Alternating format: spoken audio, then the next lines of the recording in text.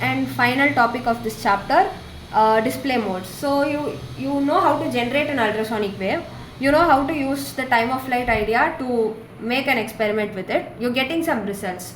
How do you display them? So there are multiple ways of displaying. The simplest and most basic is your A mode. You have time on the x-axis, amplitude of the received wave on the y-axis. This is the most basic, and this is what we saw in your pulse echo also. The next mode is called the B mode or brightness mode. So here what happens is you have time on the y-axis starting from the top left. So this corner will be 0, then 1, 2, 3, 4, it goes down. The x-axis represents the position of the transducer, meaning you're not going to perform the scan just once but multiple times. So if this is my block, I'll put my transducer here and perform one scan, then here, here, here, so on across the length.